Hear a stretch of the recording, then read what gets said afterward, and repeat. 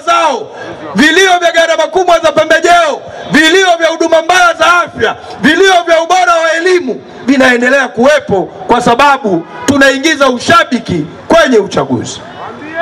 Leo tukiulizana hapa, kwenye nchi ambayo Mwenyezi Mungu ameijalia kila aina ya neema, kila aina ya neema, na inawezekana watu wa Njombe ama tunajua lakini hatuamini, ama hatujui kwamba nchi hii Mwenyezi Mungu ameibariki kila kitu, kila kitu. Nenda kwenye madini nchi hii, nchi imejaa dhahabu kila kona. Kila pembe ya Tanzania kuna dhahabu. Nchi hii Mwenyezi Mungu ameijalia neema kubwa ya madini.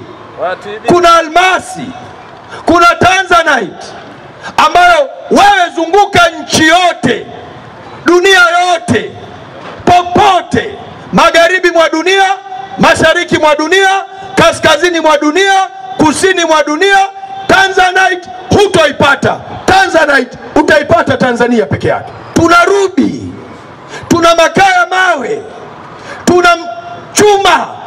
Leo Mwenyezi Mungu ametujalia madini hata ya kutengeneza ndege, madini ya kutengeneza nyuklia, madini ya kutengeneza kamera, ya kutengeneza simu za mkononi, madini ya kila aina Mwenyezi Mungu ametujalia. Angeweza kuishia hapo. Mimi michezo nitaifanya ajira. Tutauza wachezaji wazuri kwenye vilabu vikubwa, kwa sababu michezo ni maisha na michezo ni ajira, na michezo sio kuwachezesha watu ngoma asubuhi, mchana, jioni, kesho wanaumwa mafua, hela ya hospitali hawana. Jambo jingine, Mheshimiwa Rais, mimi nitaendelea kuita rais kwa sababu wewe ndio rais wangu. You are my brother and you are my president. Nataka niwaambie, ninapozungumza na wewe, viazi gunia moja ni shilingi 20,000. Gunia la debe 7.